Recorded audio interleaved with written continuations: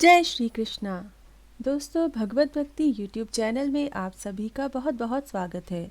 आज मैं सुनाने जा रही हूँ बृहस्पतिवार व्रत की कथा। दोस्तों, बृहस्पतिवार के व्रत में बृहस्पति देव की पूजा और कथा पढ़ी जाती है। इस व्रत में केले का पूजन करना चाहिए। कथा और पूजन के समय वचन, कर्म और मन से शुद्ध होकर इच्छा पूर्ति के लिए बृहस्पति देव से प्रार्थना करनी चाहिए। मेरी मनोकामनाओं को बृहस्पति देव अवश्य पूर्ण करेंगे, ऐसा मन में दृढ़ विश्वास रखना चाहिए। दिन में एक ही समय भोजन करें। पीले चने की दाल आदि का भोजन करें। बृहस्पतिवार के दिन नमक नहीं खाना चाहिए। इस व्रत को करने से सभी मनोवांछित फल मिलते हैं। बृहस्पति देव प्रसन्न होते हैं। धन, विद्या, पुत्र तथा मन की सभी इच्छाएं पूर्ण होती हैं। परिवार में सुख संपत्ति का वास होता है। बृहस्पति देव की पूजा में पीला वस्त्र पहनना चाहिए। पीले फूल अर्पित करना चाहिए। पीला चंदन और पीले वस्त्र भगवान को अर्पित करने से बृहस्पति देव प्रसन्न होते हैं। तो आइए सुनते हैं बृहस्पतिवार व्रत की कथा। लेकिन उससे पहले, अगर आपने अभी तक हमारे चैनल को सब्सक्राइब नहीं किया है तो दोस्तों हमारे चैनल को अभी सब्सक्राइब करें और साथ में बेल आइकन दबाना भी ना भूलें, ताकि आने वाले सभी वीडियोस के नोटिफिकेशन आपके पास पहुंच सकें। बहुत समय पहले की बात है। भारत में एक राजा राज्य करता था। वह अति प्रतापी एवं दानी था। वह प्रतिदिन मंदिर में भगवत दर्शन करने जाता था और गुरु और ब्राह्मण की सेवा भी किया करता था। उसके द्वार से कोई भी याचक निराश नहीं लौटता था। वह प्रत्येक गुरुवार को व्रत रखता और पूजन करता था। हर दिन गरीबों की मदद करता था, परंतु यह सब बातें उसकी रानी पसंद नहीं करती थी। वह न व्रत करती थी और न किसी को एक भी पैसा दान रूप में देती थी। वह राजा को भी ऐसा करने से रोकती थी। एक समय की बात है, जब राजा शिकार खेलने वन को गए थे। महल में सिर्फ रानी और दासी थी। उस समय गुरु बृहस्पति साधु का रूप धारण करके राजा के दरवाजे पर भिक्षा मांगने आए। साधु ने रानी से भिक्षा मांगी तो वह कहने लगी, हे साधु महाराज, मैं इस दान पुण्य से तंग आ गई हूँ। इस काम के लिए तो मेरे पतिदेव ही बहुत हैं। अब आप ऐसी कृपा करें कि सारा धन नष्ट हो जाए तथा मैं आराम से रह सकूं। साधु का वेश रखे बृहस्पति देव ने कहा, हे देवी, तुम अति विचित्र हो। संतान और धन से कोई दुखी नहीं होता, सभी इसे चाहते हैं। पापी भी पुत्र और धन की इच्छा करता है। अगर तुम्हारे पास बहुत धन है तो भूखे मनुष्यों को भोजन कराओ, ब्राह्मणों को दान दो, प्याऊ लगवाओ, धर्मशालाएं बनवाओ, कुआं, तालाब, बावड़ी, बाग बगीचे आदि बनवाओ तथा निर्धनों की कुंवारी कन्याओं का विवाह कराओ। साथ ही यज्ञ आदि करो। इस प्रकार के कर्मों से आपके कुल का एवं आपका नाम लोक परलोक में प्रसिद्ध होगा एवं स्वर्ग की प्राप्ति होगी। किंतु वह मूर्ख रानी साधु की इन बातों से खुश नहीं हुई। वह बोली, हे साधु महाराज, मुझे ऐसी संपत्ति की आवश्यकता नहीं जो मेरे काम न आए तथा जिसको मैं अन्य लोगों को दान दूं, जिसको रखने और संभालने में ही मेरा सारा समय नष्ट हो जाए। साधु ने रानी को समझाने का बहुत प्रयत्न किया, परंतु रानी अपनी बात पर अडिग रही। तब साधु ने कहा, हे देवी, यदि तुम्हारी ऐसी ही इच्छा है तो जैसा मैं तुम्हें बताता हूँ वैसा ही करना। बृहस्पतिवार के दिन घर को गोबर से लीपना, अपने केशों को पीली मिट्टी से धोना, केशों को धोते समय स्नान करना, राजा से कहना कि वह भी हजामत करवाए, भोजन में मांस मदिरा खाना, कपड़े धोबी के यहाँ धुलने डालना। इस तरह 7 बृहस्पतिवार निरंतर करने से तुम्हारा सब धन नष्ट हो जाएगा। ऐसा कहकर साधु रूपी बृहस्पति देव अंतर्ध्यान हो गए। रानी ने साधु के कहे अनुसार ही 7 बृहस्पतिवार वैसा ही करने का विचार किया। साधु के बताए अनुसार करते हुए उसे केवल 3 बृहस्पतिवार ही बीते थे कि उसकी समस्त धन संपत्ति नष्ट हो गई। कहे अनुसार ही करने से भरपेट भोजन के लिए भी दोनों समय परिवार तरसने लगा तथा सांसारिक भोगों से दुखी रहने लगा। इस प्रकार के अभावग्रस्त जीवन से तंग आकर एक बार राजा रानी से कहने लगा कि हे रानी, तुम यहाँ पर रहो, मैं दूसरे देश को जाता हूँ, क्योंकि यहाँ पर मुझे सभी मनुष्य जानते हैं, इसलिए मैं यहाँ कोई कार्य नहीं कर सकता। देश चोरी परदेश भीख के समान है। ऐसा कहकर राजा परदेश चला गया। वहाँ जंगल में लकड़ी काट कर लाता और उन्हें शहर में बेचकर जीवन यापन करने लगा। राजा के जाने के पश्चात उधर उसके बिना रानी और दासी दुखी रहने लगी। किसी दिन भोजन मिलता तो किसी दिन जल पीकर ही रहना पड़ता। एक समय रानी और दासी को 7 दिन बिना भोजन के व्यतीत हो गए तो रानी अपनी दासी से बोली, हे दासी, यहाँ समीप ही के घर में मेरी बहन रहती है जो बहुत धनवान है। तू उसके पास जा और वहाँ से 5 सेर बेझर मांग कर ले आ, जिससे कुछ समय के लिए गुजर बसर हो जाएगी। दासी उसकी बहन के पास गई। बृहस्पतिवार का दिन था। रानी की बहन उस समय ध्यान मग्न होकर पूजा कर रही थी। दासी ने रानी की बहन से कहा, हे रानी, मुझे आपके पास आपकी बहन ने भेजा है, मुझे 5 सेर बेझर दे दो। दासी ने अपनी बात अनेक बार कही, परंतु रानी की बहन ने कोई उत्तर नहीं दिया, क्योंकि वह उस समय बृहस्पतिवार की कथा सुन रही थी। रानी की बहन से जब दासी को कोई अपेक्षित उत्तर नहीं मिला तो वह अति दुखी हुई। उसे क्रोध भी बहुत आया। लौटकर वह रानी से बोली, हे रानी, आपकी बहन बहुत धनी स्त्री है, परंतु वह अति घमंडी भी है। वह छोटी लोगों से बात भी नहीं करती। 5 सेर बेझर देने के लिए मैंने उसे बहुत बार कहा, परंतु उसने कोई उत्तर नहीं दिया। इस प्रकार मुझे निराश और खाली हाथ लौटना पड़ा। रानी बोली, हे दासी, इसमें मेरी बहन का किसी प्रकार का कोई दोष नहीं है। जब बुरे दिन आते हैं तब कोई सहारा नहीं देता, अपने पराये हो जाते हैं। अच्छे बुरे का ज्ञान विपत्ति में ही होता है। जो ईश्वर की इच्छा होगी वही होगा। यह सब हमारे भाग्य का दोष है।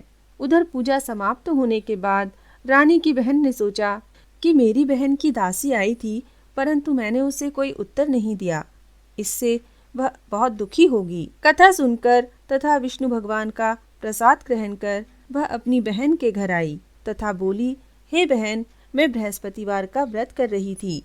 तुम्हारी दासी आई, परंतु कथा समाप्त होने के पूर्व न उठते हैं और न बोलते हैं, इसलिए मैं नहीं बोली। बताओ दासी, किस कार्य से मेरे पास गई थी? रानी बोली, बहन, हमारे घर अनाज नहीं था तथा राजा परदेश गए हुए हैं। वैसे तुमसे कोई बात छिपी नहीं है, इस कारण मैंने दासी को तुम्हारे पास 5 सेर बेझर लेने के लिए भेजा था। इस पर रानी की बहन बोली, हे बहन, बृहस्पति भगवान सबको मनोवांछित फल देते हैं। देखो, शायद तुम्हारे घर में किसी कोने में अनाज रखा हो। यह सुनकर रानी की बहन की बातों से विस्मित होकर दासी घर के अंदर गई तो वहां उसे एक घड़ा बेझर का भरा मिल गया। उसे बड़ा आश्चर्य हुआ, क्योंकि उसके अनुसार घर का एक एक बर्तन अन्न से खाली था। उसने बाहर आकर रानी को सारा वृतांत सुनाया। दासी अपनी रानी से कहने लगी, हे रानी, देखो, वैसे भी हमको जब अन्न नहीं मिलता तो वह भी व्रत समान ही है। अगर इनसे व्रत की विधि तथा कथा पूछ ली जाए तो बृहस्पतिवार का व्रत हम भी करेंगे। और फिर दासी के कहने पर रानी ने अपनी बहन से बृहस्पतिवार व्रत, पूजन विधि एवं नियमों के बारे में विस्तार से पूछा। उन्होंने बताया, जो बृहस्पतिवार के व्रत में चने की दाल और मुनक्का से विष्णु भगवान का केले की जड़ में पूजन कर दीपक जलाता है, पीला भोजन करता है, पीले वस्त्र धारण करता है तथा प्रेम पूर्वक बृहस्पति भगवान की कथा सुनता है, इस प्रकार करने से गुरु भगवान उस भक्त से प्रसन्न होते हैं, धन, अन्न, पुत्र देते हैं, मनोवांछित मनोकामना पूर्ण करते हैं। व्रत एवं पूजन की विधि बताकर रानी की बहन अपने घर लौट गई। तत्पश्चात रानी और दासी दोनों ने निश्चय किया कि बृहस्पति देव भगवान का व्रत एवं पूजन जरूर करेंगे। 7 दिन पश्चात जब बृहस्पतिवार आया तो दोनों ने व्रत रखा। रानी घुड़साल में जाकर चना और गुड़ बीन लाई। उसकी दाल बनाकर केले की जड़ में विष्णु भगवान का पूजन किया। अब भोजन पीला कहाँ से आए, यह सोचकर दोनों बड़ी दुखी हुईं, परंतु उन्होंने व्रत लिया था, इसलिए बृहस्पति भगवान उनसे प्रसन्न थे। एक साधारण व्यक्ति के रूप में वे 2 थालों में सुंदर पीला भोजन लेकर आए और दासी को देकर बोले, हे दासी, यह भोजन तुम्हारे और रानी के लिए है, तुम दोनों ही इसे ग्रहण करना। दासी भोजन पाकर अति प्रसन्न हुई और रानी से बोली, हे रानी, भोजन कर लो। रानी को भोजन के विषय में कुछ पता नहीं था, इसलिए वह दासी से बोली, जा तू ही भोजन कर, क्यों तू व्यर्थ में हमारी हंसी उड़ाती है। दासी बोली, हे रानी, एक व्यक्ति भोजन दे गया है। रानी बोली, वह भोजन तेरे लिए ही दे गया है, इसलिए तू ही भोजन कर। दासी ने कहा, हे रानी, वह व्यक्ति हम दोनों के लिए ही 2 थालों में भोजन देकर गया है, अतः मैं और आप दोनों साथ साथ भोजन करेंगी। दोनों ने गुरु भगवान को धन्यवाद एवं नमस्कार कर भोजन प्रारंभ किया। उसके बाद से दोनों प्रत्येक बृहस्पतिवार को गुरु भगवान का व्रत और पूजन करने लगी। बृहस्पति भगवान की कृपा से उन दोनों की भोजन और धन की कमी पूरी हो गई। परंतु रानी फिर पुनः पहली प्रकार से आलस्य करने लगी। तब दासी ने कहा, हे रानी, आप पहले भी इस प्रकार आलस्य करती थी। आपको धन संभालने में एवं दान देने में कष्ट होता था, इसी कारण सभी धन नष्ट हो गया और हमारी ऐसी दुर्दशा हो गई। अब गुरु भगवान की कृपा से धन मिला है तो आपको फिर आलस्य हो रहा है। बड़े कष्टों के बाद आपने यह धन पाया है, इसलिए आपको दान पुण्य करना चाहिए। भूखे मनुष्यों को भोजन कराओ, ब्राह्मणों को दान दो, प्याऊ लगवाओ, कुआं, तालाब, बावड़ी आदि का निर्माण करवाओ, कुंवारी कन्याओं का विवाह करवाओ, मंदिर, पाठशाला बनवा कर दान दो, धन को शुभ कार्यों में खर्च करो, जिससे आपके कुल का सम्मान बढ़े तथा आपको स्वर्ग प्राप्त हो एवं आपके पितृ प्रसन्न हो। दासी की बात मानकर रानी ने इस प्रकार के सत्कर्म करने प्रारंभ किए। इस प्रकार करने से उसका काफी यश फैलने लगा। कुछ दिनों बाद एक दिन रानी और दासी आपस में विचार करने लगी कि न जाने राजा किस दशा में होंगे, उनकी कोई खोज खबर नहीं है। रानी राजा की कोई खबर न पाकर उदास रहने लगी। गुरु भगवान से उन्होंने प्रार्थना की और भगवान ने रात्रि में राजा को स्वप्न में दर्शन देकर कहा, हे राजा, उठ, तेरी रानी तुझको याद करती है, अब अपने देश लौट जा। राजा प्रातःकाल उठा। वह सोचने लगा कि मैं किस प्रकार रानी के पास खाली हाथ लेकर जाऊंगा। मेरे पास तो कुछ भी नहीं। स्त्री जाति खाने और पहनने की ही साथी होती है। पर प्रभु की आज्ञा मानकर वह अपने नगर चलने को तैयार हुआ। परदेश में राजा बहुत दुखी रहने लगा था। प्रतिदिन जंगल से लकड़ी बीन कर लाता और उसे शहर में बेचकर अपने दुखी जीवन को बड़ी कठिनाई से व्यतीत करता था। एक दिन राजा दुखी होकर अपने पुराने दिनों की याद करके रोने लगा। जंगल में बृहस्पति देव एक साधु का रूप धारण करके आए और राजा से बोले, हे लकड़हारे, तुम इस बियावान जंगल में किस चिंता में बैठे हो, मुझे बतलाओ। यह सुनकर राजा की आंखों में आंसू भर आए और वह साधु को प्रणाम करके बोला, हे प्रभु, आप सब जानने वाले हैं। ऐसा कहकर राजा ने साधु को अपनी समस्त व्यथा सुना दी। तब साधु रूप में गुरु भगवान राजा से बोले, हे राजन, तुम्हारी पत्नी ने बृहस्पतिवार के दिन बृहस्पति देव का अपमान किया था, जिसके कारण तुम्हारी यह दुर्दशा हुई। अब तुम किसी भी प्रकार की चिंता न करो, भगवान तुम्हें पहले से भी अधिक धन प्रदान करेंगे। देखो, तुम्हारी पत्नी ने बृहस्पतिवार का व्रत प्रारंभ कर दिया है। अब तुम भी बृहस्पतिवार का व्रत करके चने की दाल व गुड़ जल के लोटे में डालकर केले का पूजन करो, फिर कथा कहो या सुनो। भगवान तुम्हारी सभी इच्छाओं की पूर्ति करेंगे। साधु के वचन सुनकर राजा बोला, हे प्रभु, मुझे लकड़ी बेचने के पश्चात इतना पैसा भी नहीं बचता कि भोजन करने के उपरांत कुछ बचा सकूं। मैंने रात्रि में अपनी रानी को व्याकुल एवं व्यथित देखा है। मेरे पास कोई साधन नहीं जिससे उसका समाचार भी जान सकूं। इसके अतिरिक्त मैं बृहस्पति देव की कथा भी नहीं जानता हूँ, जिसे कह या सुनकर मैं व्रत धारण कर भगवान बृहस्पति देव का पूजन कर सकूं। साधु ने कहा, हे राजा, तुम किसी भी बात की चिंता न करो। बृहस्पतिवार के दिन तुम नित्य की भांति लकड़ियां लेकर शहर में जाओ। तुम्हें रोज से दुगना धन प्राप्त होगा, जिससे तुम भली भांति भोजन कर लोगे एवं गुड़ एवं चने का प्रसाद खरीद कर बृहस्पति देव की पूजा भी कर सकते हो। बृहस्पतिवार की कहानी इस प्रकार है। प्राचीन समय में एक बहुत ही निर्धन ब्राह्मण था। उसके कोई संतान नहीं थी। ब्राह्मण नित्य पूजा पाठ करता। ब्राह्मण स्वभाव से ही दयालु और धार्मिक विचारों वाला व्यक्ति था, परंतु उसकी पत्नी बहुत मलिनता के साथ रहती थी। वह ना तो स्नान करती थी, न किसी देवता का पूजन करती। सुबह उठते ही सर्वप्रथम भोजन करती, बाद में घर के अन्य कार्य करती। अपनी पत्नी की ऐसी आदत के कारण ब्राह्मण देवता बहुत दुखी रहते थे।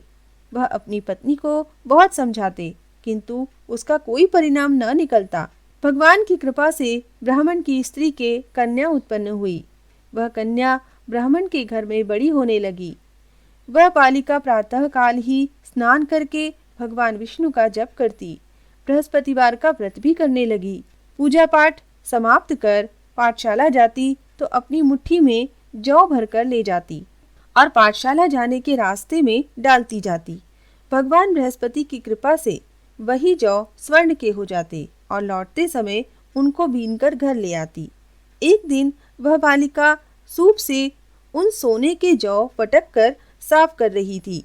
तभी उसकी माँ ने देख लिया और कहा, हे बेटी, सोने के जौ को फटकने के लिए सूप भी सोने का होना चाहिए।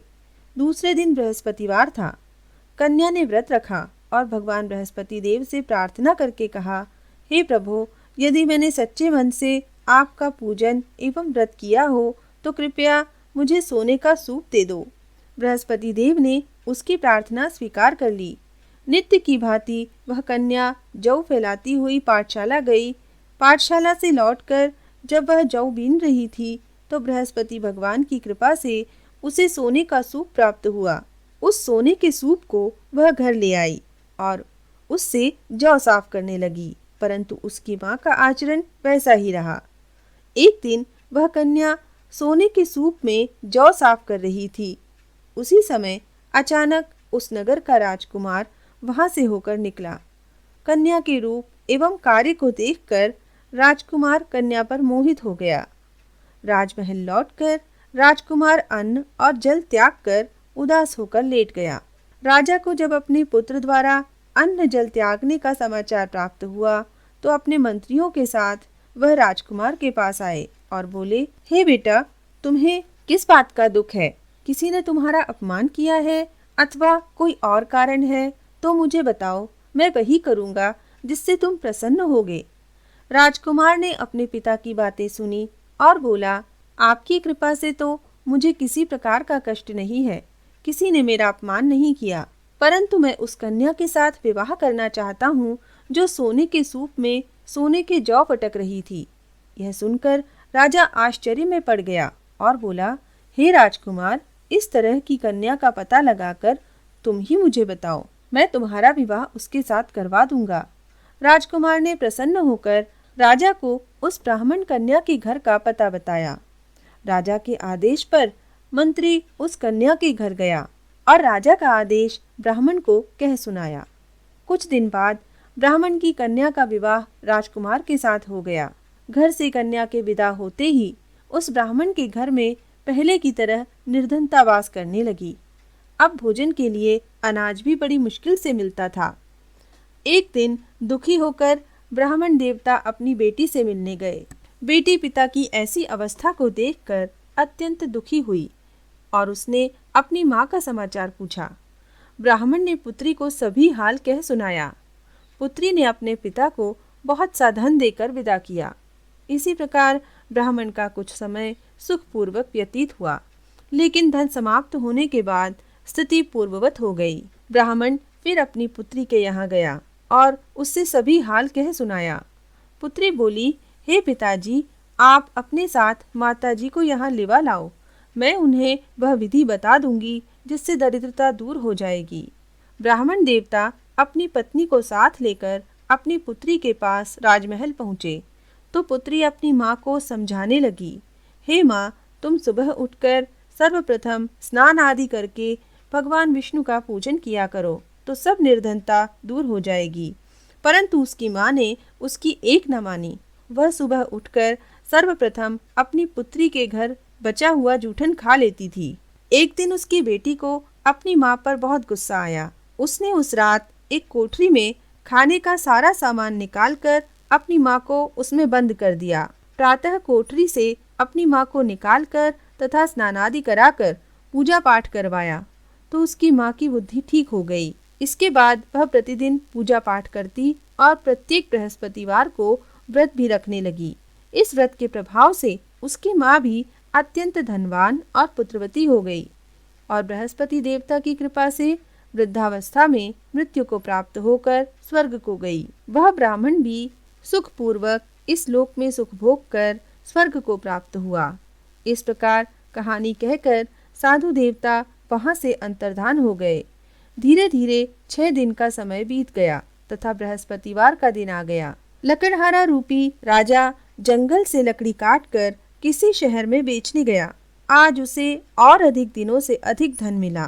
राजा ने चना गुड़ आदि लाकर भगवान विष्णु का पूजन किया तथा बृहस्पतिवार का व्रत किया। उस दिन से उसके सभी कष्ट दूर हो गए। परंतु अगले बृहस्पतिवार को वह व्रत करना भूल गया। इसी कारण बृहस्पति भगवान उससे रुष्ट हो गए। उस दिन उस नगर के राजा ने विशाल यज्ञ का आयोजन किया तथा अपने समस्त राज्य में घोषणा करवा दी कि कोई भी मनुष्य अपने घर में भोजन न बनावे और आग भी न जलाए। सब लोग मेरे यहाँ भोजन करने आए। इस आज्ञा को जो नहीं मानेगा उसको सूली पर लटका दिया जाएगा। राजा के आज्ञानुसार राज्य के सभी निवासी राजा के भोज में सम्मिलित होने गए, परंतु लकड़हारा कुछ विलंब से पहुंचा। इसलिए राजा उसको भोजन कराने अपने साथ महल में ले गए। जब राजा लकड़हारे को भोजन करा रहे थे तो रानी की दृष्टि उस खूंटी पर पड़ी जिस पर उसका नौलखा हार लटका हुआ था। उसे खूंटी पर हार लटका दिखाई नहीं दिया। रानी को निश्चय हो गया कि मेरा हार इस लकड़हारे ने चुरा लिया है।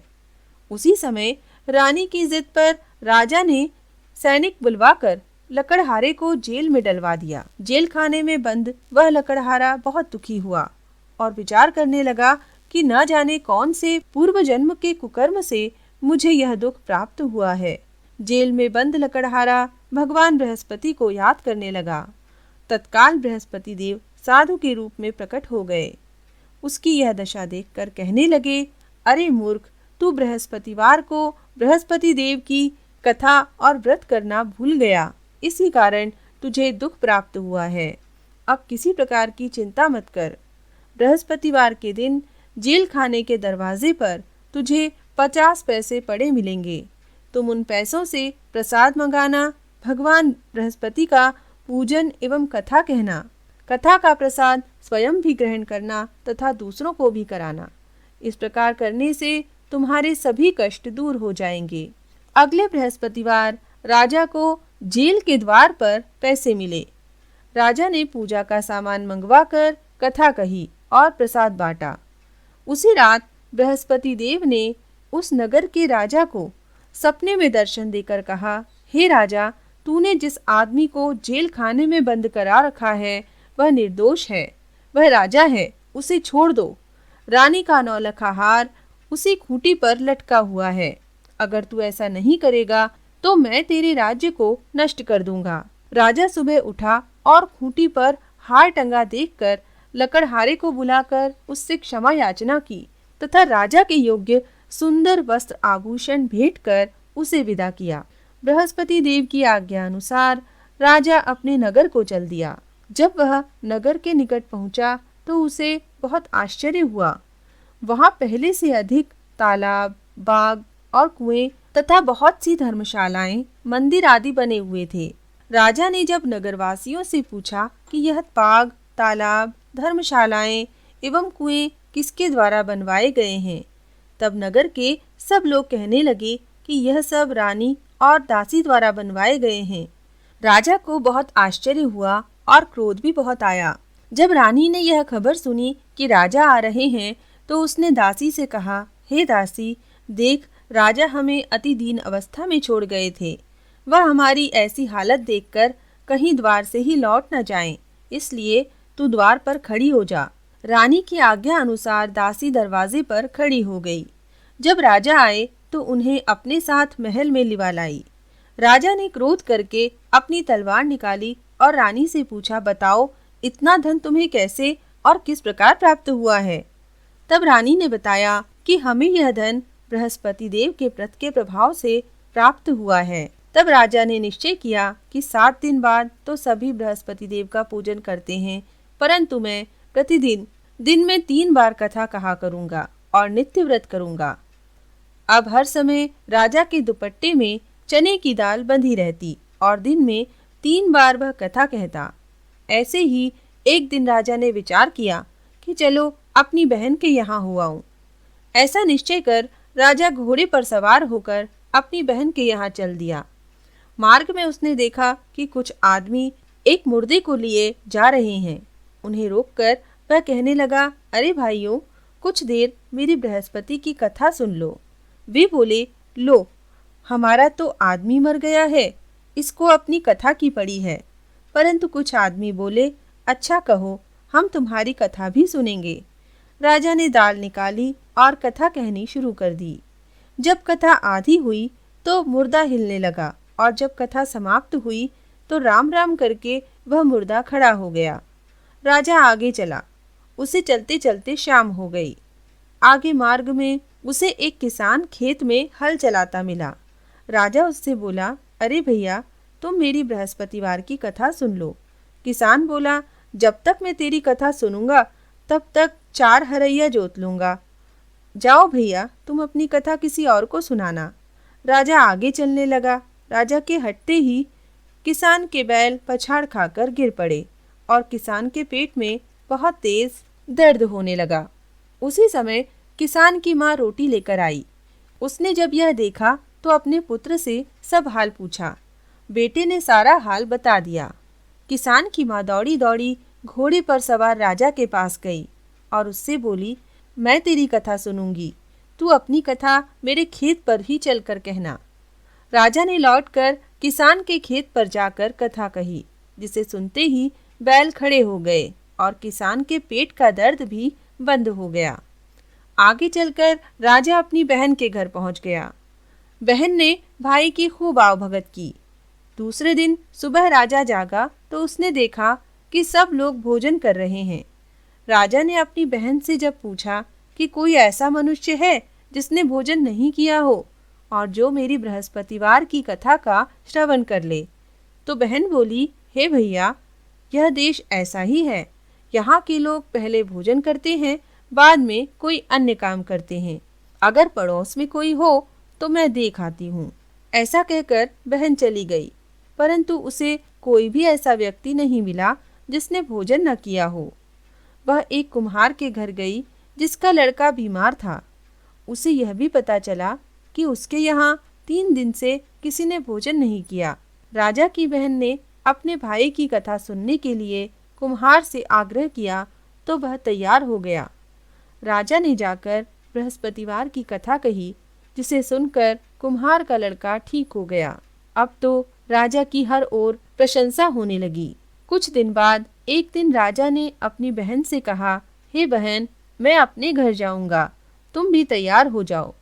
राजा की बहन ने अपनी सास से भाई के साथ जाने की आज्ञा मांगी। सास बोली, चली जा, परंतु अपने लड़कों को यहीं छोड़ जाना, क्योंकि तेरे भाई के कोई संतान नहीं होती है। बहन ने भाई से कहा, हे भैया, मैं तो चलूंगी, परंतु कोई बालक नहीं जाएगा। राजा ने कहा, जब कोई बालक साथ नहीं चलेगा तब तुम ही क्या करोगी। दुखी मन से राजा अपने नगर को लौट चला। राजा अपनी रानी से बोला, हम निर्वंशी हैं, हमारा मुंह देखने का भी धर्म नहीं है। वह उदास होकर बिना भोजन किए शैया पर लेट गया। रानी बोली, हे प्रभु, भगवान बृहस्पति ने हमें सब कुछ दिया है, वे हमें संतान भी अवश्य देंगे। उसी रात बृहस्पति देव ने राजा को स्वप्न में दर्शन देकर कहा, हे राजा उठ, सभी सोच त्याग दे, तेरी रानी गर्भवती है। राजा को यह जानकर अति प्रसन्नता हुई। 9वें महीने में रानी के गर्भ से एक सुंदर पुत्र रूपी रत्न पैदा हुआ। तब राजा बोला, हे रानी, स्त्री बिना भोजन के रह सकती है, परंतु बिना कहे नहीं रह सकती। जब मेरी बहन आए तो तुम उसे कुछ मत कहना। रानी ने हाँ कर दी। जब राजा की बहन ने यह समाचार सुना तो वह अति प्रसन्न हुई तथा बधाई लेकर अपने भाई के यहाँ आई। तब रानी ने कहा, घोड़ा चढ़कर नहीं आई, गधा चढ़ी आई है। राजा की बहन बोली, भाभी, मैं इस प्रकार न कहती तो तुम्हें औलाद कैसे मिलती। भगवान बृहस्पति ऐसे ही हैं, जैसी जिसके मन में भावनाएं हैं सभी को पूर्ण कर मनोवांछित फल देते हैं। जो बृहस्पतिवार का व्रत करता है एवं कथा पढ़ता है अथवा सुनता है और दूसरों को सुनाता है, बृहस्पति देव उसकी सभी मनोकामनाएं पूर्ण करते हैं एवं सदैव उनकी रक्षा करते हैं। जो श्रद्धा और आदर भाव से बृहस्पति देव का पूजन एवं व्रत करते हैं, उनकी सभी मनोकामनाएं पूर्ण होती हैं। सच्चे मन एवं हृदय से रानी और राजा ने बृहस्पति देव की कथा का गुणगान किया। उनकी सभी इच्छाएं बृहस्पति देव ने पूरी की। इसलिए सबको कथा कहने अथवा सुनने के बाद भगवान का प्रसाद ग्रहण करना चाहिए तथा सच्चे मन एवं श्रद्धा से सदा उनकी जय जयकार करनी चाहिए। बोलो बृहस्पति भगवान की जय।